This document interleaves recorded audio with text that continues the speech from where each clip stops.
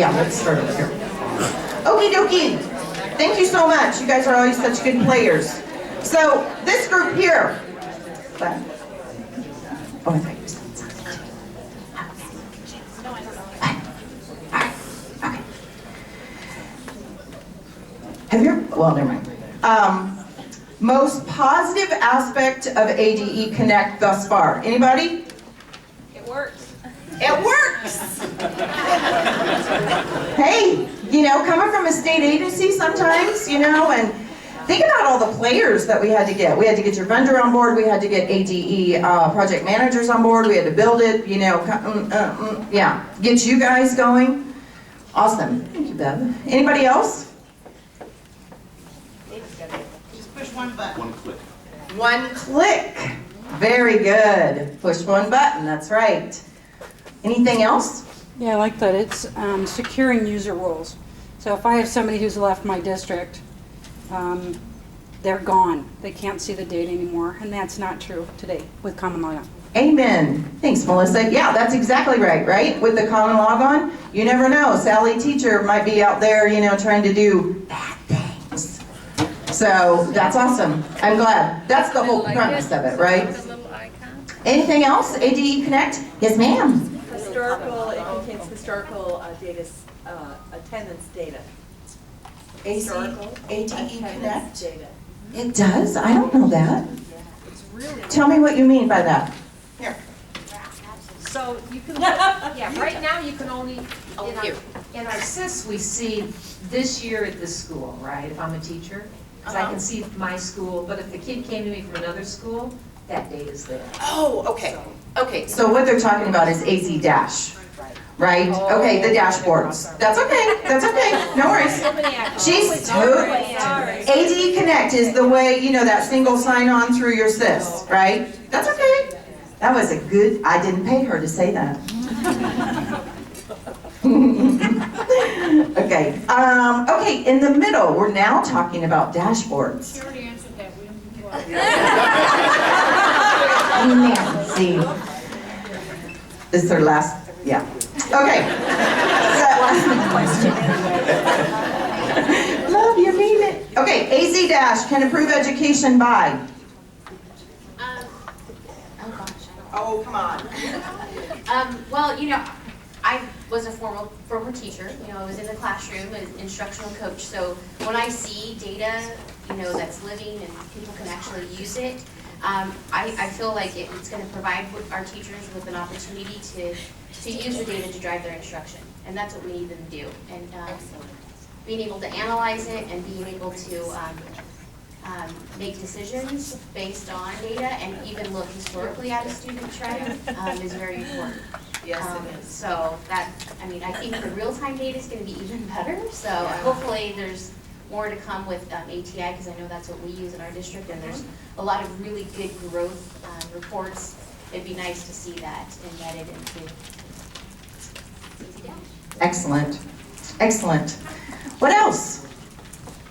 Or did she just that so eloquently summed it up? Yay! What's your name? Stephanie. Stephanie. You're Stephanie Sillis. Hi, Stephanie. I'm sorry. I've worked with Stephanie off and on for about 2 years now. I'm so sorry. Hi. Hi. Oh. Okay. Okay. Here's kind of the lead-in, right? And I'm going to try very hard, because I have questions too, and I'm going to try very hard. And I just ran up to Ranjit and said, would you go in and explain this one diagram? So he's going to do that. But what I'm going to do is talk about some of the benefits and so on and so forth of AZ Eds. So my question to this side of the room was, I still don't get what about AZ Eds? What it is, okay? What is it? All right? Anybody kind of have a small grasp and you kind of get it, but you still don't get something else? Why didn't we just use SEDS? Okay. What's the difference between SEDS and AZ Eds? Because, you know, you got to coin something, right? So actually, that's a good question, Rob. He asked, why don't we just use SEDS? Well, we did use SEDS. SEDS is the Common Education Data Standards. So like, I kind of liken it to the medical field. The medical field has been doing that forever. So let's just say, you know, I lacerate my cheek wide open. And that's, let's say in the medical field, that's an LC or an LC3 or whatever, depending on how deep it is. Well, if I took my medical records and went from Phoenix Baptist over to, you know, Maricopa County, whatever, they would still know what LC is because they all talk the same language. Well, we don't do that in education. So Common Education Data Standards allows us to do that. And we took, based on our Arizona elements that we collect, put some, what's the word? Arizona extensions onto those. It's still SEDS, but it's a collection from SEDS. Yes. One win. Okay. So that's why we had to make it our own. Plus, you know, we like to coin things, right?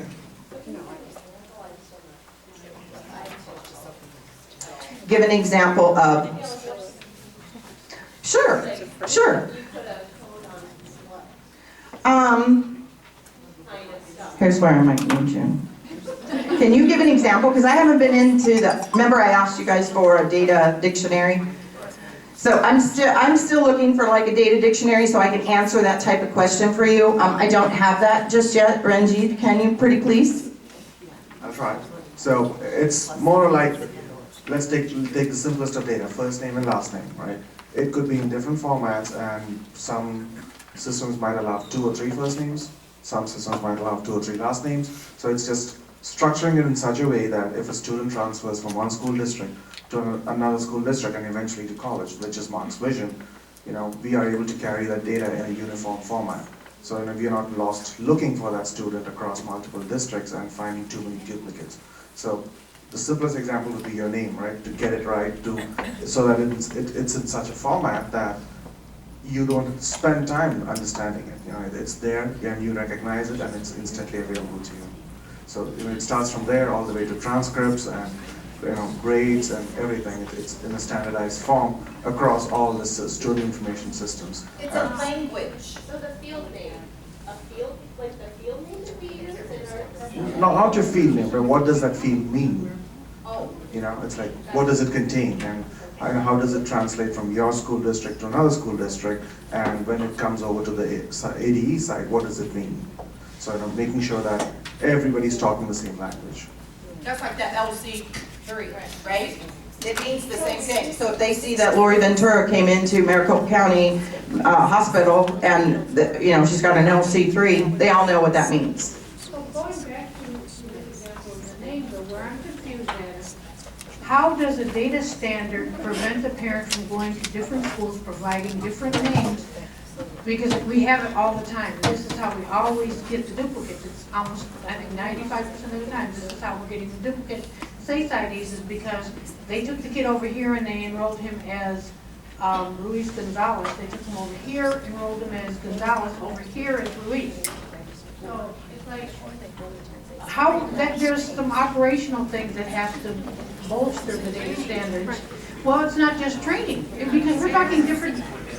That's where you go, is with the parents, because they're the ones that are giving us the documentation for the enrollment. So how are you doing? That is not what follows. It's not going to have accountability to state how to interpret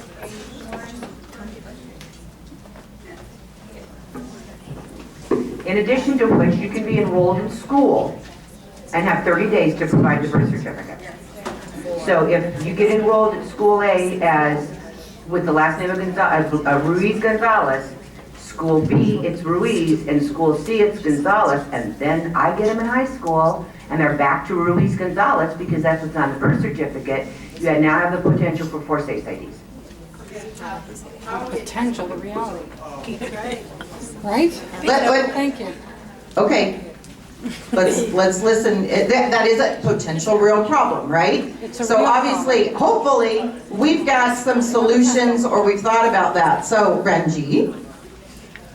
I mean, that's one of the things we are trying to work out with an algorithm known as the master person index. It's like, how do you ensure that it is one person, right? I mean, this could be an elementary student who's going all the way from elementary school to eventually becoming a teacher in that district. right? And that's a possibility that somebody can graduate from that high school, go to college in Arizona, and come back and teach at that. So how do we ensure that we are tracking this person and ensuring that that person has one ID? And that's something we are working on with the Dell Foundation, who is providing us with this EdFi standards. And we haven't, what do you call that?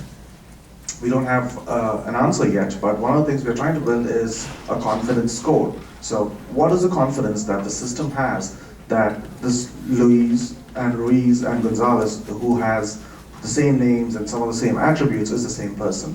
The system could probably give it, there's a 90% probability that it's the same person, or there's a 50% probability that it's the same person. So we're trying to build that mechanism into the system. We're not there yet, but that is on our roadmap. And we don't know, hopefully within this year we can figure out and implement that system. When we were working with developing the original four-letter word, these were the same issues we were dealing with way back then, back in 99 and 2000. These are the same issues, and they have never been resolved. Right, I think that's why they're working so much on that. I like that, confidence score. That's good. Technology has, evolved. That was one of the things we asked for when we were trying to find Face ID from the Face ID search. We asked if there a way to just get like a Soundex list of possibilities so we could try to identify which might be the right one. And we could not get that. Either you got the information correctly or you got nothing. Yeah. And kids also enroll with the mother enrolling the student, and then the father enrolls the student in another school, so that also. There's lots of crazy town parents out there, aren't there? Love them. Well, to speak Yeah. for the parents, it's not their job to know what we need. Exactly. Yeah, I'm not So, bashing them. Okay. well, I'm not bashing all them. right. Oh my goodness, I'm not bashing them. All right. I'm a parent. I'm a crazy parent. Okay, I'm just saying.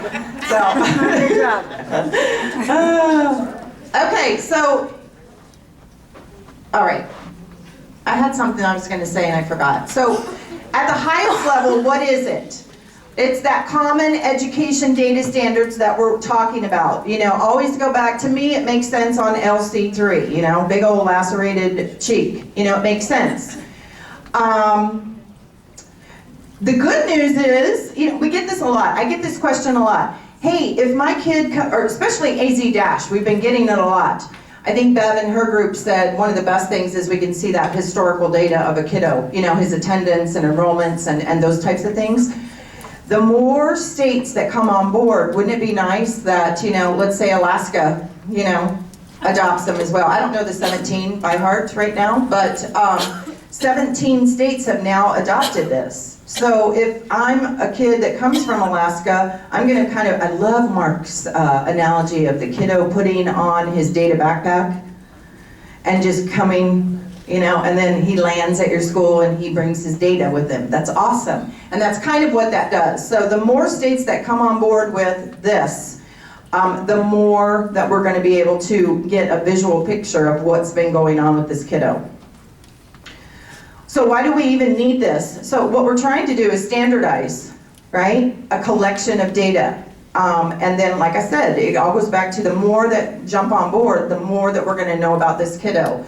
It's also going to help minimize, I know Mark's come up here and said, how many days in the school year do we have? 180? Okay, 180, give or take. What is the number that he's always said that we ask for data and we bug you, we come knock on your door, like what? Grossly amount of like 200 and some odd times, right? It's ridiculous. You have better things to do than submit this one data because, ADE can't get their stuff together and, CTE wants this particular and STC, and if you do the mappings between the two, that's a heck of a lot of the same data. Why are we doing that? It's so crazy.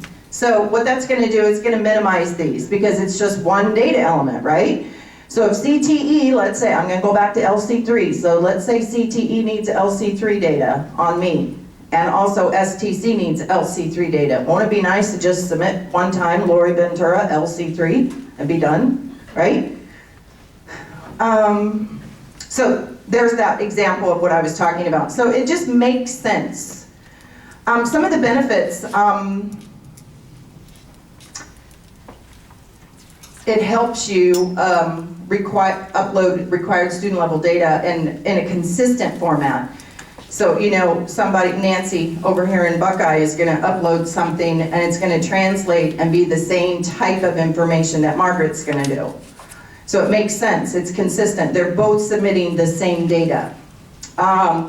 There's the other thing, the 260 or whatever it is, crazy town things that we ask you for. And it also creates great opportunities to use accurate, actionable data by all of your LEA staff. So that it's going to start feeding into the dashboards for that near real time. And so not only you on your reporting and error resolution and whatnot will see this, but also, you know, your teachers will be able to act on the same data. Any questions on just what it is? I gave a high level, I know, but what I'd like to see sometime is to actually give you a mapping of what all this data looks like so you can start making sense of it. Any questions? Okay, so as Mark said, I love Mark. He's got good dreams and good aspirations and whatnot as far as how fast we move. But I do know that I looked back at Rose and Ranjit when Mark made this statement of, we'll dual submit for 6 months and then we're done. They about had heart failure over there. So what's going to happen, and I'll get there in a second, but this, we're going to pilot AZ Eds coming this next year. Does that mean that everybody has to do this? No. What's going to happen is this is what's called Release 1. These are the data elements that have already been mapped by Rose and all of those groups over there on what the data is that will be in this first release. Look at this. Woo! That's exciting. Poor STC. I feel like I born that. We all did, didn't we? So here's the items that will be in release 1. I know you know all of this, right? You know these data elements, right? Any of them not make sense to you? Anything that you've never seen before? Enrollment, readmission, withdrawal, absence, personal information change, membership, district of residence, transfer, FTE. Anything? Okay, so what's going to happen is, I talk about it somewhere, but here's the deal. We can't just turn off SACE for the whole state. We'd all be freaking out, and we would run and hide in an igloo or something. We would all freak out. Can you imagine? Oh my gosh. There'd be a lot of LC3s, right? We do it to ourselves. What's going to happen is we're looking for pilots for AZ Eds next year. What does this look like? Because it's a new... The data elements is behind the scenes for you. It's happening with your vendors. They're creating all of this. You're not going to see a whole lot of change. What you will see is the process by which you stabilize your data. I guess that's the best way I can say it, stabilize.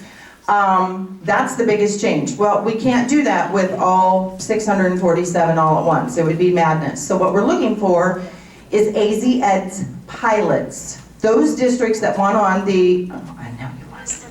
Yeah, go ahead. This is a different pilot than piloting the statewide ASCUS. Correct, thank you. And I'm going to talk about the difference between that. That's a great question. Oh, now I forgot where I was. Gosh. No, I'm kidding. No problem, you know I'm kidding. We're looking for pilots, and what will happen is you will run dual submissions next year for the whole year. And one of the things is, the good thing is, how is the process working? Am I still getting paid the same amount? Is my data from the old system to the new system working out, copacetic, those types of things? Am I correct on that? Yeah. Making sure that the new system is also doing what the old system is supposed to have done, right? So you're comparing the two. It's also working out what does those processing rules look like. Not so much the rules, but the process, right? And the rules. Okay, good. Okay, so then I got to ask the question, is AZ Ed's pilot different from if you hop on board the statewide SIS. If you hop on the statewide SIS, you're automatically going to be piloting the AZ-EDS process, because that's how the state system is going to come. If you choose to not hop on board to this next coming year to the statewide SIS, no problem. If you want to, your vendor will be ready and compliant with the request that we made. So if you want to stay on your system and pilot AZ-EDS, you can do that too. So do you see the difference? So if you hop on board and you're a first-year implementer for SIS, you'll automatically be doing this. If you just want to stay on your own SIS, you're not ready to move, or maybe you're never going to move, that's fine. But if you want to help work on this. So does that make sense? Hopefully that explains the process.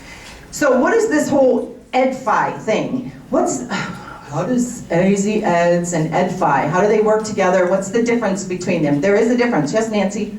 Go back to the previous screen to just maybe a simple question, right? No stupid questions. When we look at that, my brain sees enrollment, transaction 001, readmission, withdrawal, absences are 4s, personal information changes are 8s. Are we still looking at identifying in the new system data by type in this format similar to what we do with SACE now? A 001 is an initial enrollment? Transaction numbers are going away. Okay, that's my question. Yeah, the data is just, we're just pulling the data that was part of the enrollment element. So whatever was in it. How?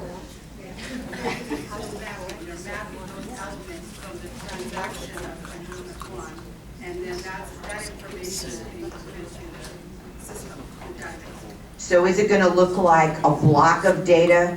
Here's Wesley McFarland. Here's his enrollment, his withdrawal, his absences while he was enrolled, all of that stuff? Yes. Okay, so then when Wesley McFarland has a name change or some kind of personal information change, that's only one transaction the way we do it now. How does that get pulled into the new system? It's going to be a change transaction. Just a pure change based on the SACE ID associated with the student? Yes, those elements haven't been identified yet. All the elements, the key elements are still, they're still determining which ones they will be. Okay, when do we get the data dictionary? Data dictionary is out there that the vendors have access to right now. Okay, Okay, so the vendors are aware of all these things. So like she said, the vendors already have this information, and so it's not going to, it's going to be kind of a seamless. You're still going to be setting stuff out there, and we're going to need your help with reports and stuff, the meeting reports, and everything that comes out of that for your reconciliation. Well, if it's System-wide would be that.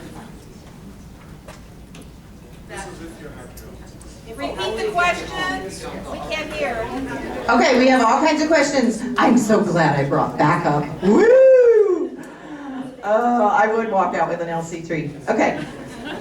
when they were talking about reconciliations, I said, why would we have to reconcile if we're on the statewide system? It's a hosted system, but the reconciliation reports will be for districts that choose to stay on their own system.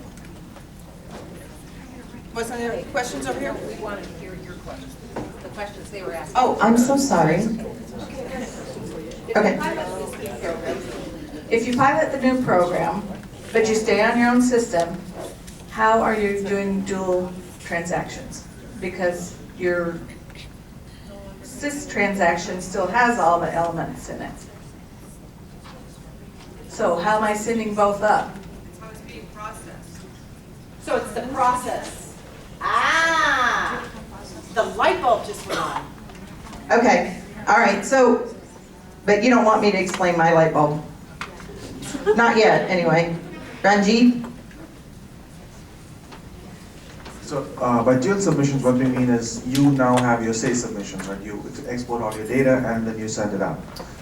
The new system, the EdFi system is going to be, we're working with all the vendors to make sure that the SIS systems are compliant with the EdFi standards, which means that your SIS will be updated and it'll have the capacity to, automatically talk to the ADE systems every time there's a change. So there's very little user interaction on your side, and the system is intelligent enough to say, all right, a change was made, now I need to make sure that ADE gets this change.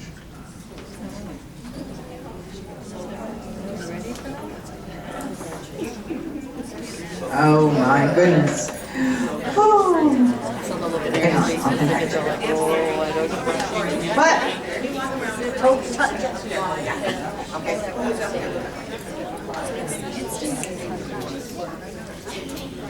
Lori, I just want to know, have you identified the 25 pilots for the SIS yet? Or is We're this- still working on it. Okay, We have, yeah, I'll come to that. okay. Okay, let's hold that question for right now. Validation, how are they gonna validate that data? Yeah, that's my issue as well. You can't have my data till I tell you you can have my data. Yeah, that's correct. That's not going away. So That's just, not going away. Well, how- everybody's okay with that, right? You understand that they're not just gonna come in and grab it. That's not what you said. Correct. So, okay, I probably didn't mention a step in that process, which is Crap out of all. right. You know, I'm thinking of the implementation side, probably not thinking of the outside. So when you make a change, your system record makes a change record and then keeps it. Now, when you work with your vendors, you can tell them, you can either make it automatic, you know, every time I make a change, send it up to ADE, or you can put a gate there and say, ADE will not get this data until and unless I have a look at it and I say, yep, this is good, send it. It's a gate. I like that. I like that. The other day. No, and that's critical because of the work at the school level. The district people need to be able to validate everything before it's sent up. So there's a lot of words being thrown around that are new, right, in the last year, right? So us that have been around a while know what SACE is, right? We have what Nancy said, the SACE transactions. We're used to numbers meaning certain things. Right. So SACE is going away, right? And that now becomes what? This new transactional process. Becomes AZ Eds. Yes, ma'am. Okay, and AZ Eds. So if you use the state SIS, that already has the AZ Eds in it, right? And if you use your own student management system, your student management company has to provide you with that AZ Eds. Correct. Okay, so that's the piece that how we're going to report data to you now instead of SACE, it's the AZ Eds. Correct. But remember, next year is the dual. Okay, so I don't want to, Okay. right, I don't want, because that's what's confusing, because you're throwing around new words, but in my opinion, you haven't related it to what the current terminology we're using to help us become familiar with your new words. That's where I'm getting lost. That's great. That's great. Okay, so, all right, so now SACE, right? So now we do upload and download of our files through Common Logon, right? And now that's going away because we're using AZ Eds. I think it's a transactional base from your SIS to the database. Right. So then the other part is, now the other thing you've been coming at is also these last few meetings is ADE Connect. So ADE Connect on our end, we use Common Logon to get reports, to check our data, the integrity piece. That we will be using ADE Connect eventually.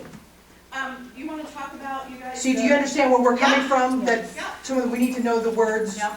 the new phrases and how we function And now. how that relates to, this thing relates to what you currently do? Right, so when you came here and said, what is AZ Eds, I looked at you and I said, all of us said at our table, I don't know what that is, because we haven't been able to relate what we're currently doing with the Okay. new terminology.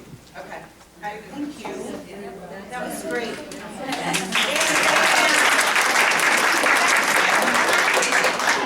So you know who I'm calling?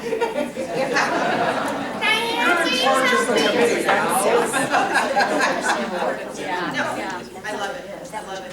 We have a question right back there.